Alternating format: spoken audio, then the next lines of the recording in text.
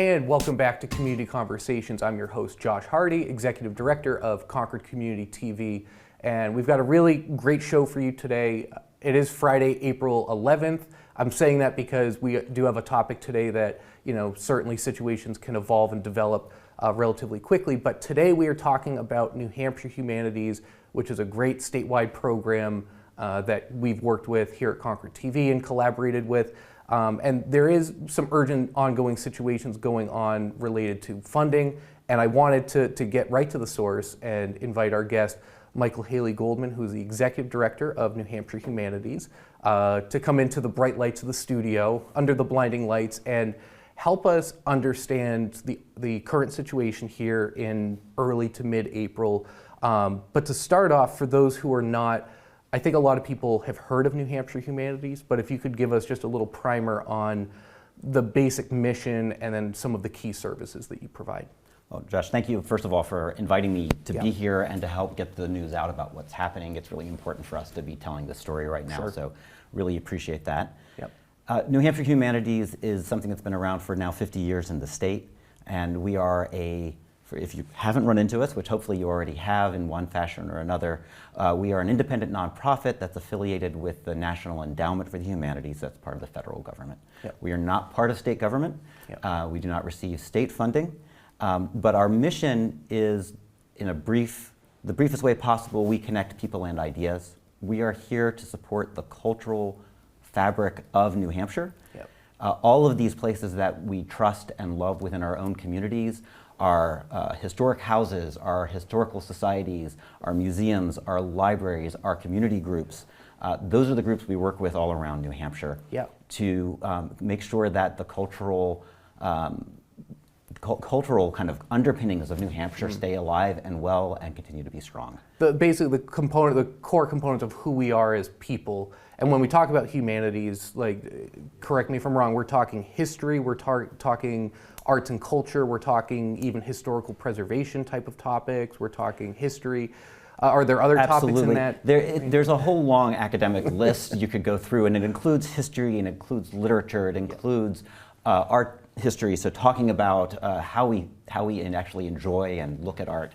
Not art itself, that's the National Endowment for the Arts, but that's a whole nother story. It includes how we understand religion, it's how we think about politics, it's how we study the law. All of these human endeavors we do collaboratively. The things we do together to understand the world we're in and to think about the future, that's all the humanities. So it might be a program on the stone walls of New Hampshire. It might be looking at an amazing book. We've been working with a book called Gather, which is a book out of Vermont that looks at kind of teens growing up in New England. It's about how we think about religion in the state. We do a lot of work with groups like Canterbury Shaker to talk about the religious history that's very unique to New England. All of those things are part of the humanities, and so much more. Right. What I usually say is it's not really so much about what the humanities is, because that's confusing and long. It's really a lot about what the humanities does. And this is really about how we come together as a community to think about who we are, to think about where we came from, to think about what matters to us now, and to plan for the future, to think about how we want to continue to become New Hampshire. Right. And you're saying with New Hampshire, it just reminds me what we were talking about before the show about it's not just the big cities. I'm sure humanities programs are happening in Concord, Manchester, Nashua, Portsmouth. Of course, that's part of New Hampshire. But what impresses me is the statewide reach, and that it really does impact these rural communities that really otherwise may not have these free public offering events that you're able to provide. Absolutely, and it's a really important part of the way we were created. Our goal is to reach everybody in New Hampshire. Last year was a good year for us. We were in about 172 of the 234 communities of New Hampshire in one way or another. And we do that through a wide variety of programs and other projects. Sometimes we do these things ourselves. We're right now in the middle of working with the CDFA, the Community Development Finance Authority, to create 6 programs in community centers around the state where people are talking about what matters in their community and how the community centers are a place of gathering for the community. We are in the process of every year sending our Humanities to Go program. Those are what most people see, these great speakers about history, about literature, about other cultural parts of the world. And we send those out for free to the little places and the big places alike. Yeah. The libraries, the historical societies are often places that pick up on these programs, and we do hundreds of those every year, where we pay for the speaker to show up at your library. I was telling you already the story of speaking to a library director in a small town that told me they had a $15 budget for programming this year. Oh my God! And it still blows my mind there. $15. Right. They have $15, and if without the ability to bring in free to them programming, they aren't able to serve that community and help tell the stories of New Hampshire that people want to hear. Yeah, and I love that you mentioned. I mean, it's kind of combining of two forces, that the financial backing. We already have libraries in a lot of towns. We already have community centers in some of our towns. So that combining of, well, we have the space, but we need the funding, and the combination, you need a topic, you need a location, you need funding. So this is just a perfect model to kind of combine those forces. Right, absolutely. We're here to build that community, and groups like libraries are some of my favorite places in the world, right? The libraries are these incredibly diverse kind of touch points for communities. They range from everything from humanities work to science work to education to often things that are really social services come through your libraries in your towns. And we aren't here to replace those. We're not in competition with those. We're here to make them stronger. And what we can often do is bring programming, or we can give grants, so directly putting money in these places so that they can do more based on what their community specifically wants. The big example that we're talking about right now is a program where we are bringing an exhibition that was designed by the Smithsonian into the state for a tour. The program at the Smithsonian is called Museums on Main Street, and the exhibition is called Crossroads, and it's about change in our rural communities. So we're sending this to 3 locations in New Hampshire. It's also across the river. We're partnering with Vermont on this. Okay. And my favorite location in New Hampshire is Jefferson, New Hampshire. It's going to be hosting this. They're hosting it right now. If you're anywhere within the vicinity, please stop by. Okay. They're showing off their new community center. And talking to Joe Marshall, who's the he's the president of the Historical Society in Jefferson. They're hosting this, they're an all-volunteer group, and he said that we cannot overstate how much this exhibition has brought together the community. This is a town that had their elementary school closed because of demographic shifts. Then they had their 1800s town hall burned down. And they are really trying to recreate a town center, and this exhibition is a big part of that. They've brought 7 partners together from around the community, and that's what we're trying to do. We're trying to really help people through the humanities come together and do what's important to their town, to their municipality. Awesome. So that's what it's all about. Now, with kind of the establishing of and I think that's just the tip of the iceberg. We could probably sit here for all day, 2 hours yes. and talk about all the great programming and the value provided by New Hampshire Humanities. I really was, I took notice when I saw that urgent newsletter that went out and communications that went out regarding, at the national level, the National Endowment for the Humanities, right?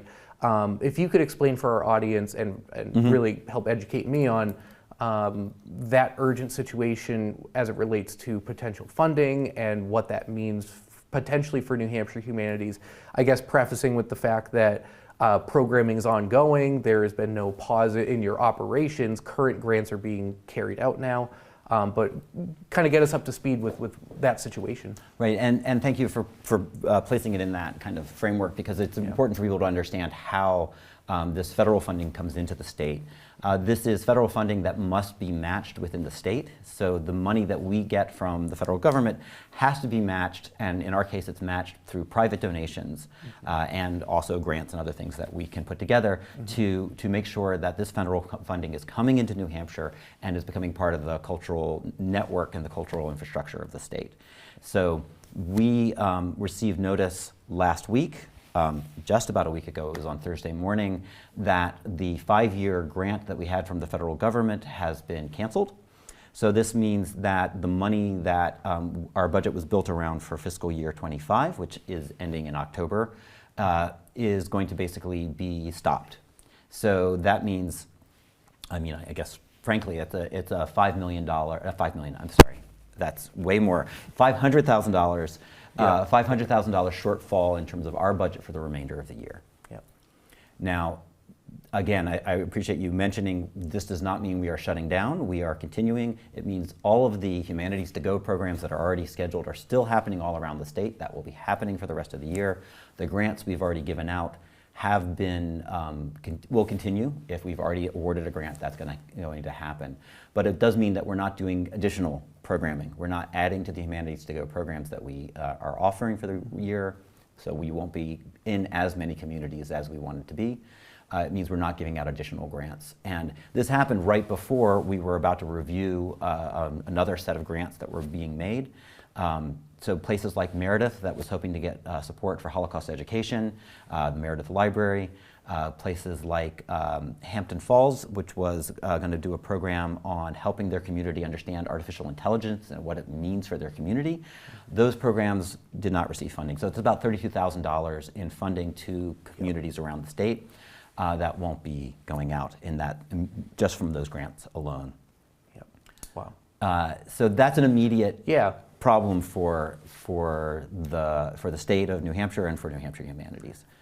Yeah. Have you heard any updates from a federal level, or any updates about whether, like, where this thing is heading? You know, the next steps, or I think we've all learned lately that it's hard to predict what's going to happen next with a lot of the moving pieces. But have you gotten any information that leads in a particular direction? You know, it's very confusing right now, and we're getting sometimes cross. The information we're getting is not always unified into a single message. It's very unclear what's going on. I think the important for people to understand that is that the money that we were getting was approved by Congress. And that is something that we've enjoyed the support of bipartisan congressional action for a very, very long time. 60 years, the National Endowment for the Humanities has been in existence. It has been a strong bipartisan effort to do exactly what I think people want to see government do, which is to take funding and put it directly into the states. That's what the Humanities Councils are supposed to do, and therefore make that funding responsive to the individuals within the state that want to see it used in ways that make sense for them. Right. So this was not done as part of congressional decision-making around the budget. This was done outside of that. And we have heard from colleagues all around the country. I obviously am part of a network of Humanities Councils in all 50 states plus jurisdictions. All of these states have really great connections to their representatives, and it's not clear how their representatives are going to react to this change in the funding for the NEH. Yeah. On a statewide level, it's certainly, this current situation doesn't seem like, we've had other discussions with organizations that have had more on a state legislature level here in New Hampshire. This is completely separate from that, unrelated. Has there been any conversation with state rep, just here in New Hampshire, even if it's unrelated, but about their thoughts from a state level? I mean, you know, I've talked to a few people on the state level, but we are often disconnected from the state conversation. We're not part of the state budget, and we are seen kind of as a separate entity. It is, in some sense, an intentional way of creating the state councils, is that they are independent nonprofits. We do have representatives that were appointed by the previous governor on our board, and they're definitely part of the conversation as well. Okay, yeah, it's good to have that connection or maintain that connection. The elephant in the room, of course, and I think the most important thing for our audience here is, what can they do for people who hear this and they're alarmed, and they hear about this program in Meredith that isn't going to happen, won't have the funding now. What can New Hampshire residents who are concerned and want to see this programming continue, what can they do? So we really encourage people who are concerned about the loss of support for the cultural sector of New Hampshire to speak out. I think speaking out is really important. We have a page on our website so our website is nhhumanities.org. You can go to that and you'll see alert as one of the first things you see, and that will give you more information. We are encouraging people to talk to our federal delegation. I have to say that our federal delegation, our current senators and House members in in Congress are currently and have been very, very strong supporters of the National Endowment for the Humanities and New Hampshire Humanities. This is not new, and they have been very, very supportive. But it's still important for them to hear that this is something that New Hampshire cares about as they look at what they can do as part of the federal government. Yeah, more feedback from their constituents means even if they're supportive, maybe it moves up the priority list because we know that they're looking at a number of different issues, but to move it up in terms of their staff looking into it and maybe making those things more of a priority, they do want to hear back from New Hampshire residents, their constituents. Absolutely, and we really do encourage people, if they are concerned, that is definitely something they should do, and there's information on how to do that on our website. Yep. And we do think it's also important to talk to your local representatives, not just about the National Endowment for the Humanities, not just about New Hampshire Humanities, but about the importance of the cultural sector in the state. And again, I'm not qualified, I'm not a good person in terms of the politics, in terms of what's happening locally, but we see our work as supporting a honestly somewhat precarious ecosystem of cultural work around the state, whether it's through the arts, through the humanities, through the libraries. It's all one system. We support them in our own small ways differently, but this system is really central to who we are as New Hampshire. I think of it as a long-term investment in the state as we look at changing demographics in the state, as we look at the fact that our growth as a state is largely through in-migration. How do we want to help people become part of New Hampshire? Why is it important that they think of themselves as Granite Staters, not as people coming from Massachusetts or wherever they come from as they move into the state? If we don't have a strong cultural fabric, it's unclear where that goes. Right. That sets aside even all of the issues, and you'll hear this from groups like Arts for New Hampshire.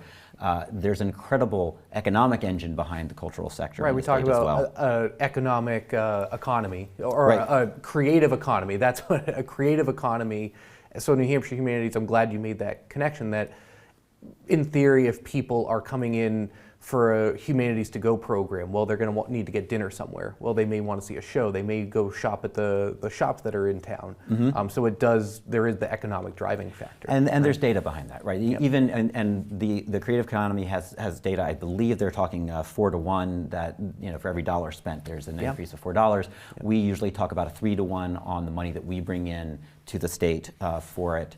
I was talking to someone that is not ready to talk about a canceled NEH grant yet, but hopefully will be soon, which was going to bring, I believe, in terms of the rental of buses, the use of hotel rooms, the other work that was going on, a $130,000 benefit just for that program alone on the Seacoast. I think talking only about economic value is a problem, but it is part of the larger picture of how we think about the creative economy, the cultural sector within the state. This is what drives people to be here and be part of the state. It drives, when people come into the state, how they take part in what's going on.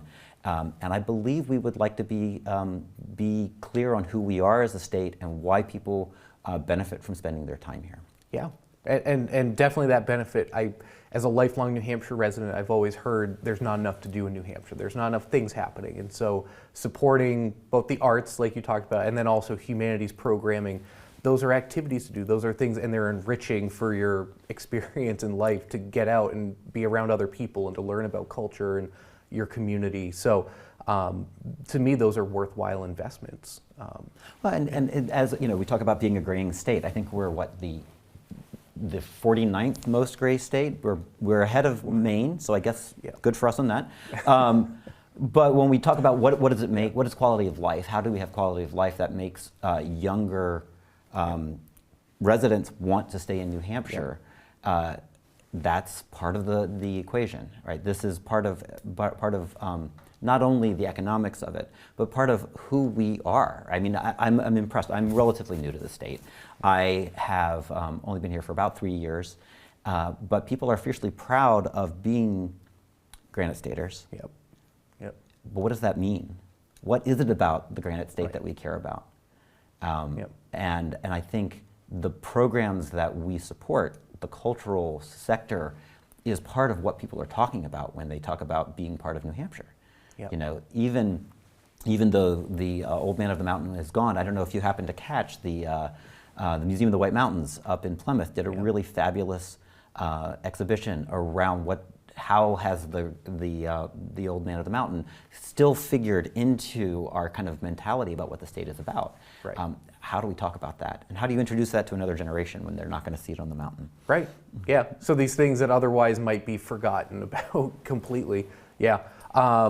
So I think this was a great way to start the discussion. Certainly I would encourage folks to subscribe to your newsletter, keep an eye on your website, your social media pages. A couple other things that I just wanted before we wrap up. On your website, there is an advocacy page, I think, where folks can kind of get the verbiage for, like, if they want to write an op-ed, sort of some of the language they want to use for that, letters to the editor.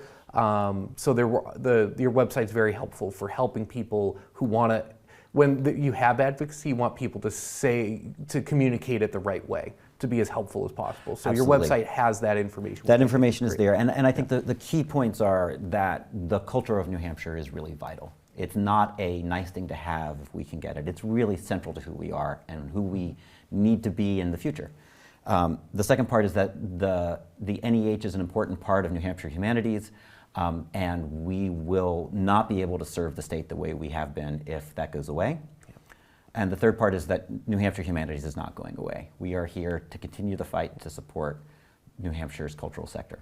Okay. Well, we'll leave it at that. But Michael, thanks for joining us, and thanks for all the work that you and your team do for humanities in the Granite State. We really appreciate your work. And to our audience, thanks for tuning in and for watching. A lot of our programming relies on feedback from folks about what they want to hear about. We've been talking a lot more about statewide issues than we typically would, but that's given the importance of what we've seen happening. So if you have topic ideas or you want to see, who knows, Michael, maybe you come back on a more regular basis. We certainly want to hear more if there are any updates regarding the humanities. But until next time, thanks for watching Community Conversations, and we'll see you on the next one.